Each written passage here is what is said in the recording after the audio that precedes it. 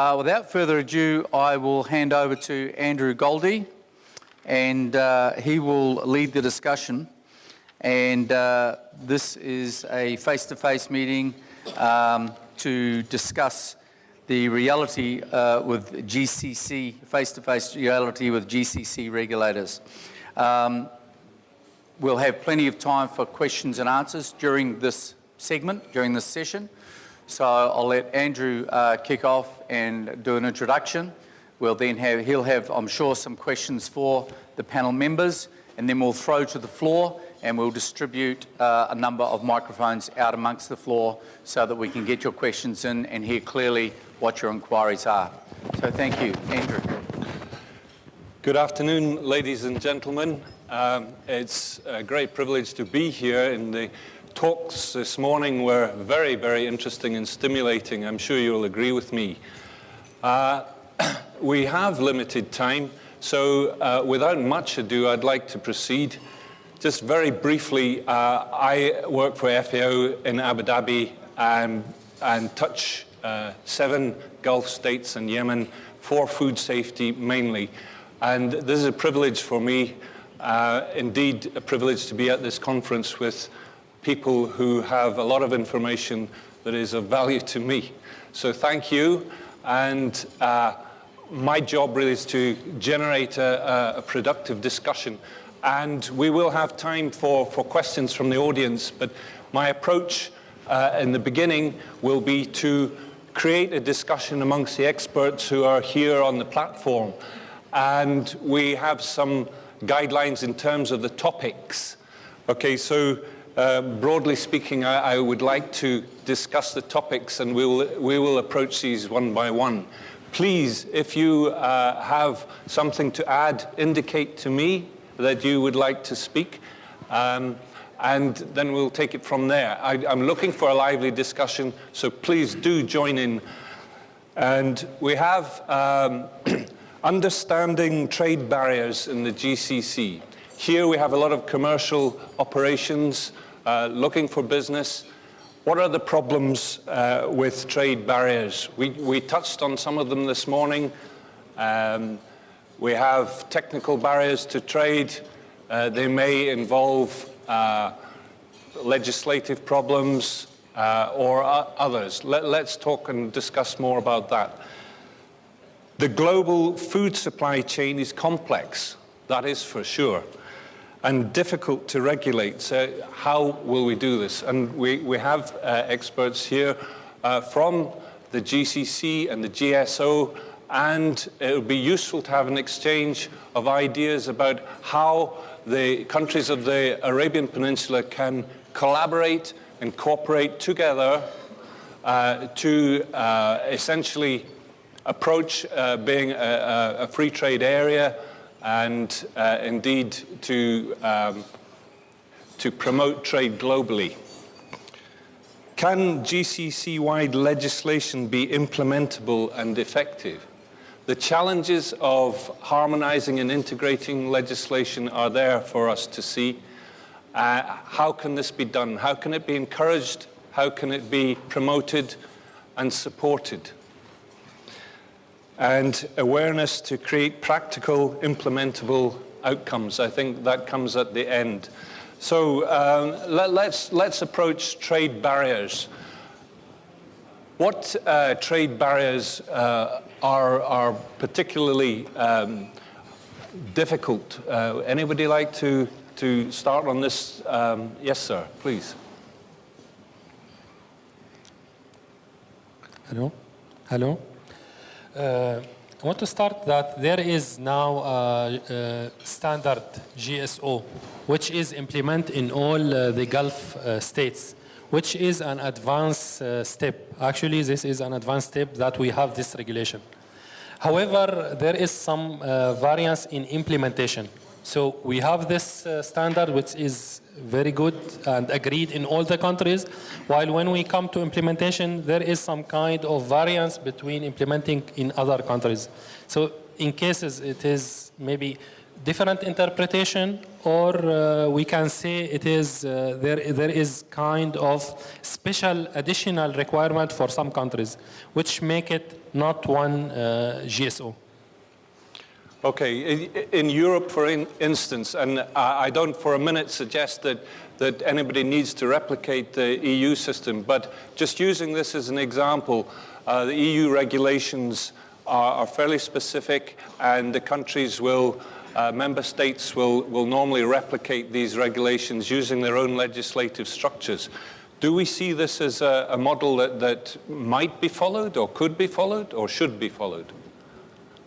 Yeah, Bismillah ar-Rahman ar-Rahim. First of all, I would like to hear from the private sector, what are, if they gave us some examples of the barriers. Because from my point of view, I don't see that there are much barriers between the GCC countries. If we consider the number of consignments coming, for example, if we take Saudi Arabia, the cases where we face problems, it's very limited compared to the large number of consignment coming to Saudi Arabia. So I would like to hear from the private sector what sort of barriers they are facing with the regulators. And for the last comment you just raised, yes, please. That we are at the time being, we are not coming to the level of the EU countries, because in EU they are one single market. They are considered one single market. But in our area, we are not reaching this point, even though that we are in the way to unify our systems to become one single market. In other words, we'll have one single entry. For example, any shipment coming to Saudi Arabia will be inspected in Saudi Arabia, will not be further inspected in any other GCC states. So just something similar to the EU. But I think it has been delayed. Supposed to have been put in place, but for some reason it has been delayed. Okay, thank you, sir. Yes, please. First of all, thank you, Andrew, for having me here. Yeah. My name is Mustafa Bater. I am the Regulatory Affairs Manager with Coca-Cola Company. What I would like to share with Professor Maheza about one of the issues. First of all, really, GSO is one of the leading organizations among our region. If you benchmark what GSO is doing compared to other standard authority in Middle East and North Africa, really is something really appreciated and something really dynamic. And personally, working in this field more than 12 years, I have a close eye on what's going on. What I would like just to share with you about one of the challenges personally I face was related to when the authority or GSO adopt the legislation. Let's talk about consumer communication, which related to the food labeling. This happened a few years ago when Saudi Arabia came up with a very good approach and inspired by the European legislation about the food legislation for nutrition and health claim. Now, that legislation, it was requested to be implemented within a very short time frame, relatively compared with other. If you took the European example, when Europe came up with this legislation, it provided the industry at least three years to comply with this legislation. But when it comes to Saudi Arabia, I understand the complexity and you are depending on the import, but 12 months was really, I remember, short time. It was really a challenge for us to comply with. Could you enlarge on that more, please, and perhaps to put your finger on where the variance comes from? Is it a legislative challenge? Is this the problem? Or where does this variance that you've referred to, where does this arise from? So Dubai Exports, we are an export promotion agency, so we actually support a lot of SMEs.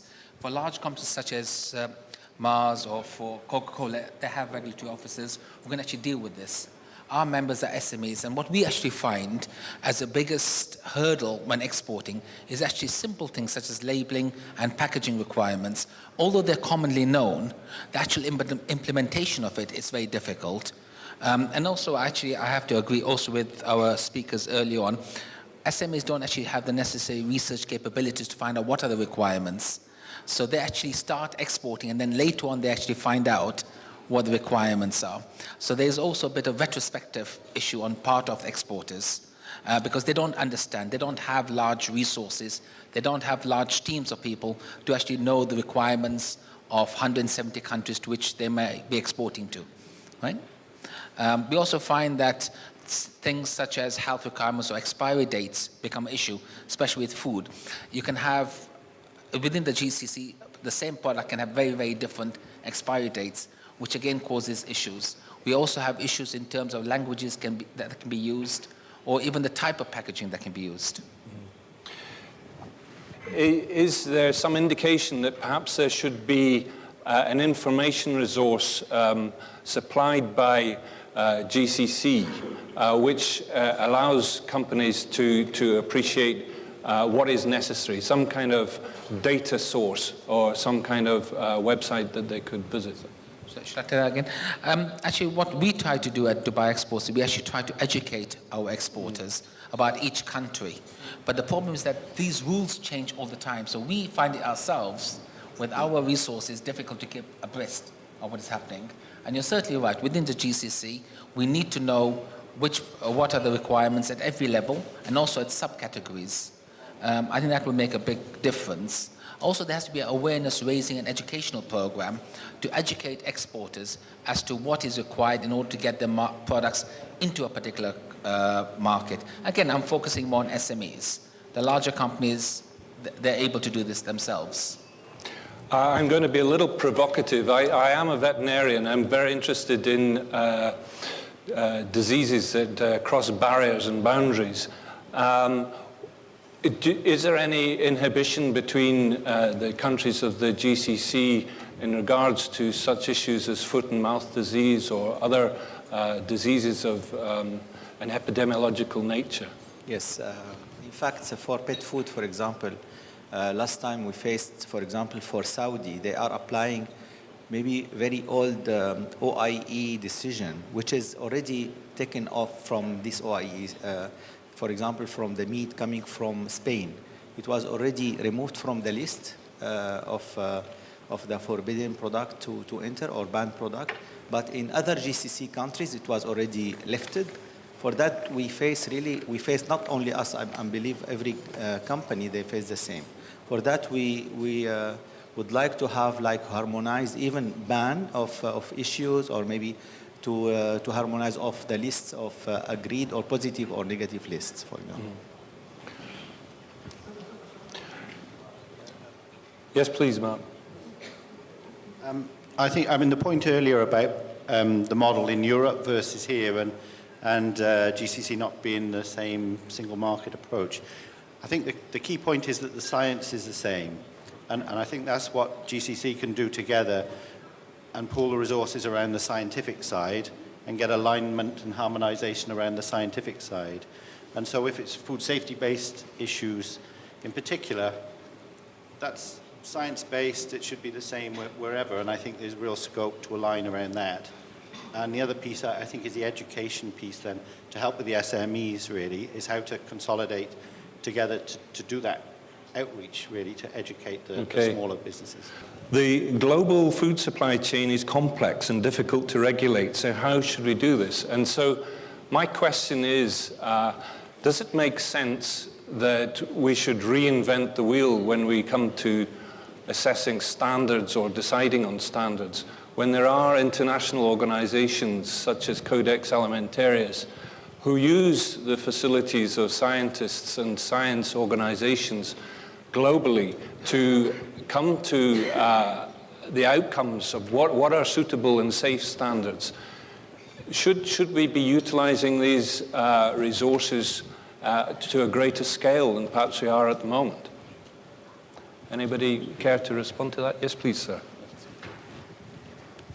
As a matter of fact, we are quite, easygoing. We never exceed the Codex Alimentarius standards. In Europe, they are applying the private standard. We never do that. Okay. Never exceed the Codex standard. So I don't think that we are putting obstacles against in the front of the exporters. Just the opposite. Okay. Yeah. Now, in terms of globally, perhaps looking beyond the GCC as well, is it? We don't talk about globally, but in perspective. But if you talk about the GCC countries, we only apply the the Codex standards. I'm sure that Engineer Saud, he can talk about this matter. I'm sure that most of the GCC standards are harmonized, quite harmonized with the Codex standards. And the same thing to go also for the regulations. We never exceed the Codex standards. Even we put general statement. If there is no Saudi standards, just follow the Codex. For example, for the pesticide residue, as an example, for the MRLs, we say just follow the Codex. If there is no existing Codex standards, the EU, in the United States, and so forth. Okay, so this would seem to be affirmative. Indeed, the Codex standards are worth paying attention to, and this is good news for me. So, can we? Yes, please. Yes, sir. طبعا استكمالا لما ذكر الدكتور إبراهيم، هيئة التقييس الخليجية خصوصا في الاستراتيجية اللي تم اعتمادها في الوقت الحالي،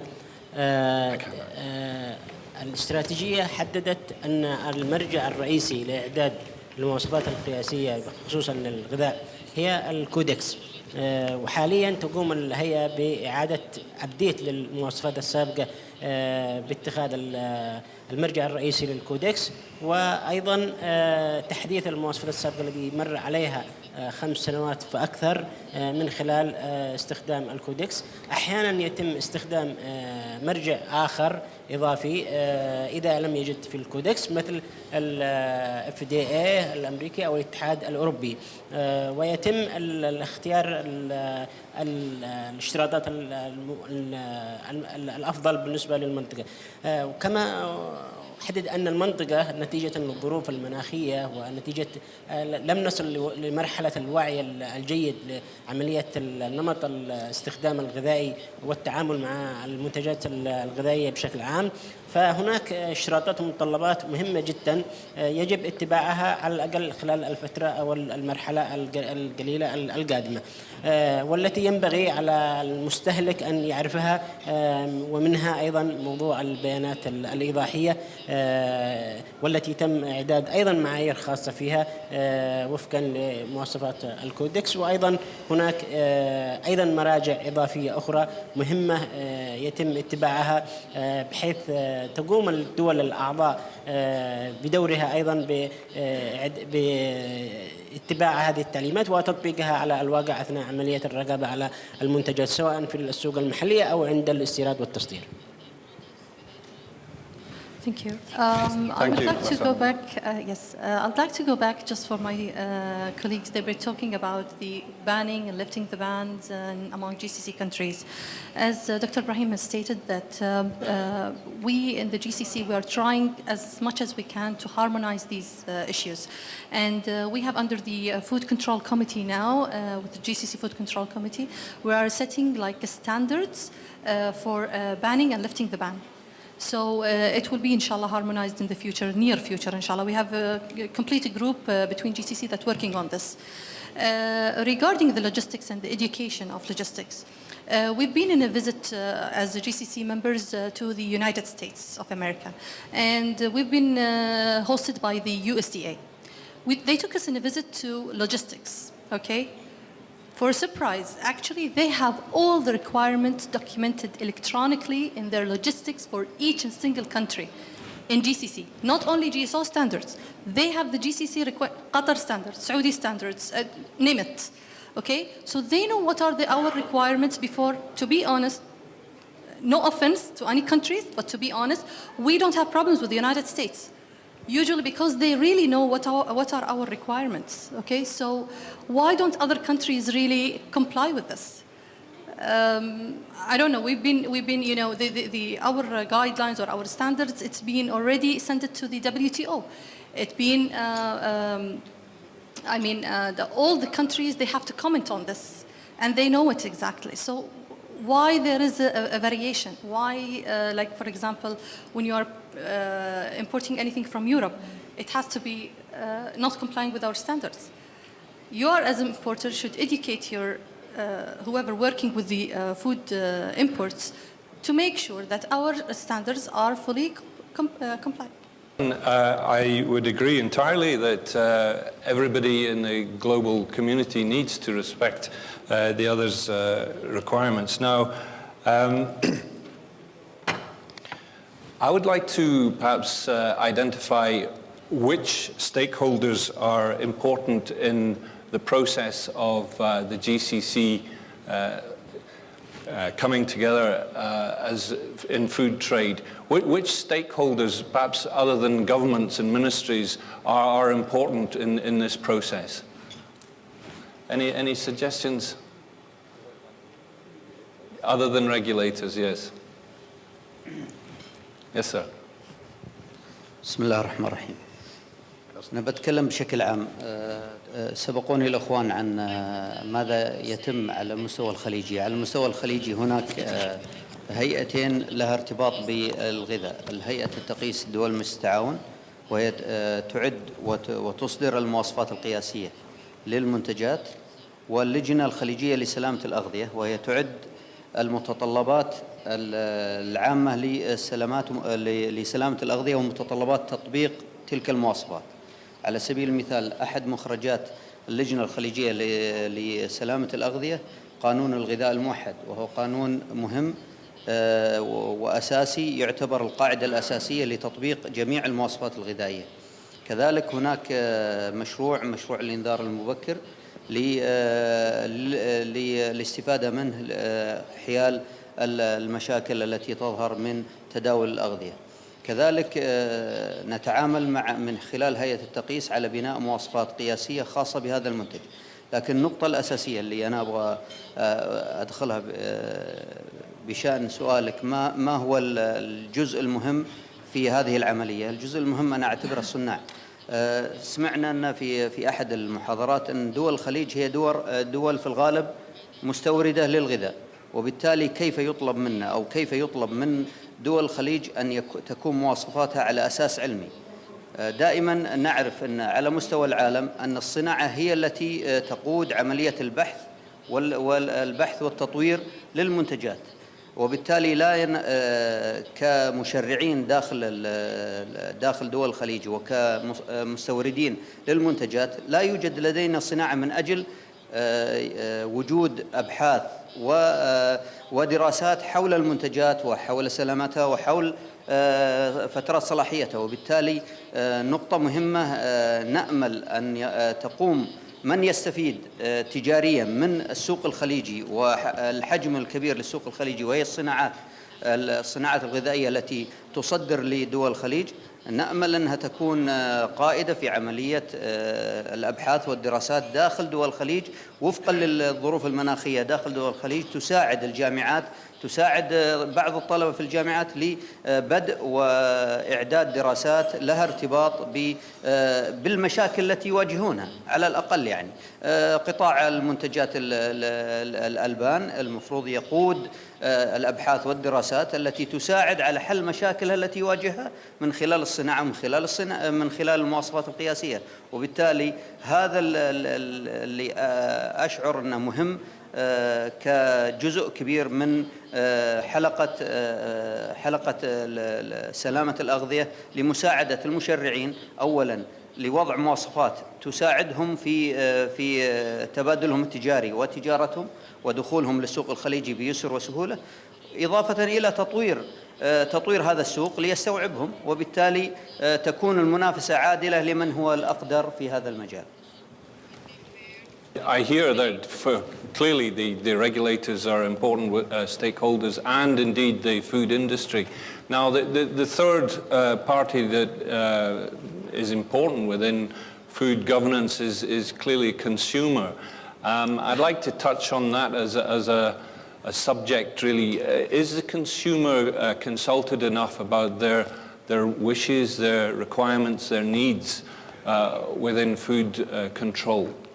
And anybody care to comment? I think for consumers to be consulted, you need an appropriate channel by which they can be consulted. I mean, it's not in the case of Europe where you have consumer groups or consumer lobbyists who you can talk to. Here, I think the market's far more dispersed. You don't have large or organized consumer lobbyist groups. Is there any reason why they should not be, or is a naive? But they should. They just don't exist. And is it something that could be encouraged? Thank you, ma'am. As part of our new food law, the modern food law, there is a full chapter, consumer responsibilities. Not only the industry responsibilities, not only government responsibilities, there is a full chapter for consumer responsibilities. So this will be part for the consumer society to take over, because we believe that the food safety system should be a shared responsibility, as we said before. So not only the industry and the government should talk about it, even the consumer. Would that indicate that in Qatar that there is a good case for forming consumer associations? Yes, especially that, yes, there is green land for this, and we are working on it, inshallah. Okay. Because the society is already, the law of establishment of the society is already there, but I don't know, the members are a little bit, you know, not that active. Not inhibited, but they are not that active. But inshallah, within the coming few years, they will be, inshallah. Can you see a situation where the government actively encourages this in some way? Yes, actually, the government who encourages this by the Ministry of Trade. It was actually the initiative by the Ministry of Trade. They gathered the peoples, and actually they approached us, and they approached peoples from the academia to create this Yes, society. sir, please. Yeah, actually, there is now channels for consumers to reach out and have their say in products. There is one of it is consumer complaints, which there is for all companies. They have a number that there is complaint, and this complaint taken seriously, and there is an answer should be replied to the consumer. And now social media is a very strong tool.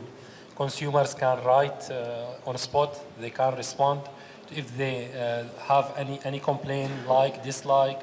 There is pages for products, and there is general area where they can post their complaints, and Abu Dhabi has now post a new system for consumer complaints. So now we are using the digital for reach out to what our consumers need.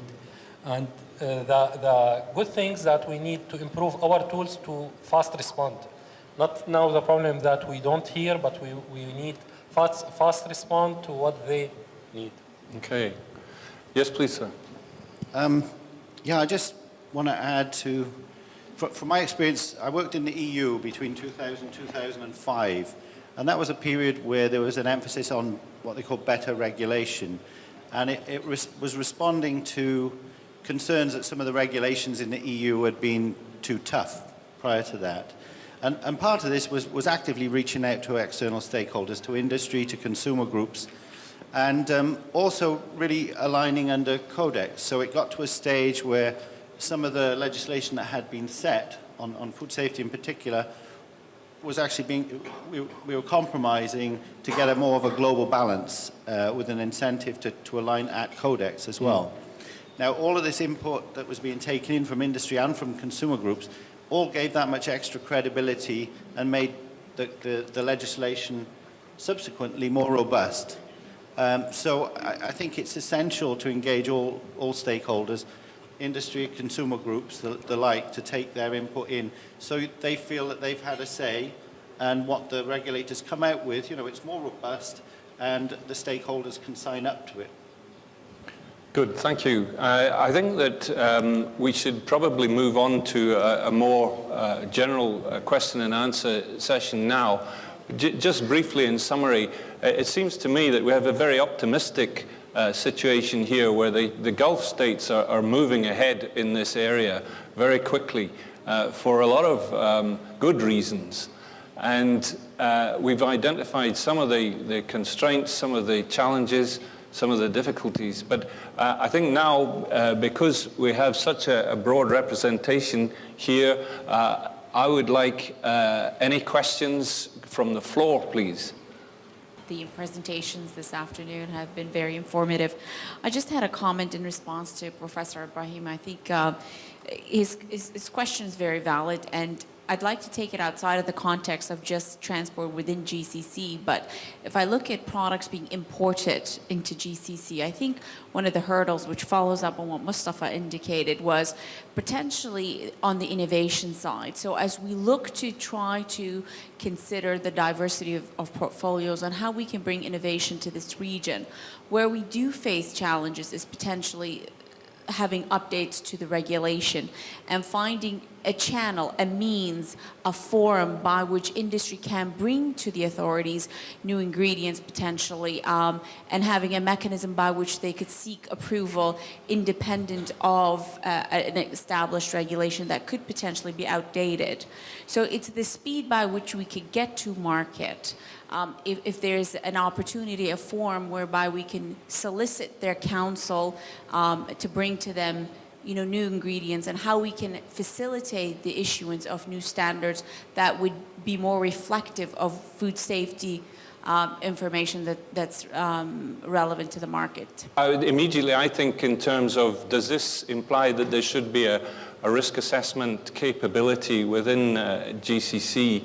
Which there may actually be, but I think that's more or less where you're angling. And having that visibility between industry and public sector, where is that risk assessment body residing or accountability? Okay. So we know the right channel. And that body would need to have the respect and compliance of all within the organized, the geographical region. Correct, and exactly. So if we are looking to harmonize across GCC, if there isn't one identifiable source for that discussion to take place, does then that cascade across the balance of the GCC? Okay, I think there's a lot there, and I'd really like to give our colleagues some chance to comment on that.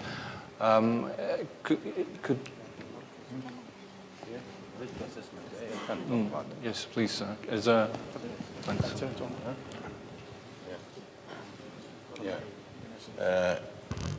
I do agree with you that, our regulation, there should be on facts and science.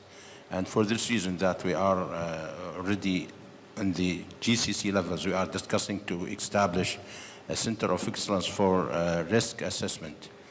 We already went some steps, and when it comes to Saudi Arabia, I already mentioned that we do have a risk assessment department, which is one of the most important departments in our food sector.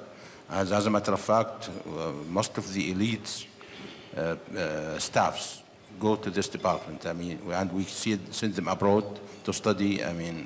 Extensively. This matter extensively, and one of the distinguished centers, they come back just to practice the food risk assessment. So we do put a lot of faith on risk assessment, and unless you have risk assessment units, of course, claims and does not stand in the court of law. Everything has to be science-based. Thank you. Yes, sir, please. Hello, thanks for the nice presentation, and I would take Dr. Ibrahim's comment now, and we are talking about consumer. And one of the big challenges that we face is that when we go to science-based application, one of the things that we lack is the nutrition data. I have never came across a body or an authority that publish a nutrition habit and what are the nutrition values, for example, in Saudis. How much do they take in calories in the breakfast? How much do they take it during dinner or lunch? What are the habits of the kids? Because this is important when we try to apply the science and innovate the meals and have the better choice and the right application of the science in it. We need to have credible information that are published, that are done with a methodology that is internationally recognized, and that can help the industry to develop better product for the consumer. So I don't know if you came across anything that can help us to have this type of science that can guide our research and development, especially for products that comes to the GCC And this is important because the receiver is different. I know that if I will go with a breakfast meal in Saudi Arabia, it may be different than in Qatar. It can be different if we go to Yemen. So I don't know what you think about it. And thank you. For sure, just to answer a little bit, nutrition is a paradox really in Arabia because, as you've mentioned, Yemen, nutritional deficiency there is a major problem, malnutrition. Whereas other parts of the oil-rich Gulf, really, the concept of a lack of food is not something that needs to be worried about. It is, as you imply, it's the correct use of nutrition. Just as an aside, I know that Abu Dhabi Health Authority is involved in this at the moment, and you may wish to contact them. I suspect it's one of these areas which will gather momentum, but certainly they are one of the early players. Any other comments, please? Yes, sir. I have 2 points. Number one, that in so many cases there are new rules or a change of the current rules which is available before importing or at the time of doing customs clearance. This new rules are not communicated with importer, or it's not well known. Second, which affect and delay the product for consumers. Second point, Engineer Saudi Al-Askar mentioned that if the companies of one industry doing the research to improve the standards, if one company is doing a research regarding one product, does the result of that research will be accredited, or how it will be valid? Would you like a response? بتحدث عن النقطة الأخيرة. أنا أتكلم عن قيادة عملية البحث والدراسات. نعلم أن على المجتمع المتقدم أن الصناعة هي التي تبدأ بالمواصفات وتطور المواصفة. المواصفة هي كائن حي يتطور بالصناعة، والصناعة تتطور بالمواصفة، وبالتالي يجب أن ترتبط المواصفة مع الصناعة. ممكن أن يكون الدراسات والأبحاث التي تصدر من الشركات تكون بشكل معتمد وموثوق فيه إذا ارتبطت مع الجامعات أو ارتبطت مع جهات المواصفات وصارت العملية مشتركة من أجل حل مشكلة. على سبيل المثال، أنا بضرب مثال لأحد الشركات الموجودة معنا، مارس مثلا على سبيل المثال، إذا كان عندها مشكلة في مواصفات خاصة بالشوكولات، فإذا ارتبطت مع هيئة المواصفات السعودية لأنها عندها مشكلة هناك مع جامعة سعودية وبحثوا وأدوا إلى هذا البحث، تقوم بدفع تكاليفها شركة مارس، فالنتيجة النهائية تطورت المواصفة، استفادت الشركة، استفاد حتى الطالب نفسه من هذا العمل. هذا المقصود من فكرتي. بالنسبة حق نفس الموضوع اللي تكلمت عنه حضرتك، احنا عندنا في القطاع الاويل اند غاز فور اكزامبل، it's like a mandate within the companies of oil and gas that they have a research part. How do they do research? They fund the research, but they don't do it by themselves. They have to fund it in education, universities, or in compliance with the standards and with other government organizations. Like, for example, I'll give you an example, especially they work on environmental health. We work as an environmental health. We do a lot of research with companies like Shell, like QP, like a lot of companies in the oil and gas industry, just to make sure that whatever outcomes from this industry is not affecting the health of the humans. So it goes the same for the food industry. So. In the case of Saudi Arabia, I mean, there is a King Abdulaziz City for Science and Technology. They are the center of excellence for research in general. And for the food safety issues, usually we set up research priorities. We send them to King Abdulaziz City for Science and Technology, and they just take it to the academic arena and for research. And also in the case in Saudi Arabia, in Saudi Food and Drug Authority also, we do have funds to support research every year. We just select the top issue, a food safety issue, or top issues to be financially supported. So we do care about research. I think without applied research, we cannot do risk assessment. We have to do risk assessment. We have to have good statistics, I mean, on epidemiological statistics, in order to have an effective center for risk assessment. Thank you for the answers. Yes, please, sir. Actually, I'd like to thank you for the proposal which you shared about oil and gas, or even Mars could do some funding for the university. But what about the other industries? Do you think if we to leverage or utilize this research beyond than one single company, can we do that under umbrella of scientific institution that concerned with such a study? Currently in our region, I believe we do lack such institution, but maybe in Europe and other region in the world, there is specific organization who really moderate such kind of studies and play a very vital role between the industry and academia and the government. So can we bring such kind of best practices to our region? Yes, I believe it's very well welcomed, especially by by our we have now a lot of research institutes in Qatar, and also we have the universities, Qatar University and other universities as well. You know, Qatar Foundation, and they have a lot of institutes over there. But they would like to share this knowledge with others, and if you approach them, I don't think that they will mind to have this type of collaboration. Actually, near the Codex Committee for Middle East, North Africa, which going to transfer to be in Emirates next year. So I think it would be a great opportunity to make this harmonization across the region. Going back to my point regarding risk assessment. Risk assessment is a huge job. And there is lots of research done, especially in US, lots of efforts. We don't want to start from the beginning and reinvent the wheel.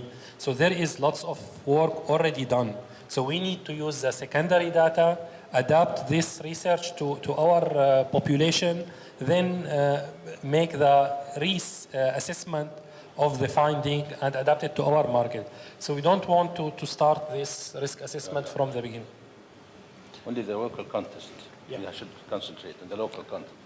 My comments sort of echo yours as well, really. I think that there's so much science out there with JACFA and the Codex, and there's EFSA in Europe and the US, and it doesn't make sense to duplicate the science. But I think there's, you know, from the presentations before the lunch, it's clear that you're in a situation where there's so much going on. Everybody all seem to be aligned on the needs to get the scientific information there, to get the standards there, to get consistency.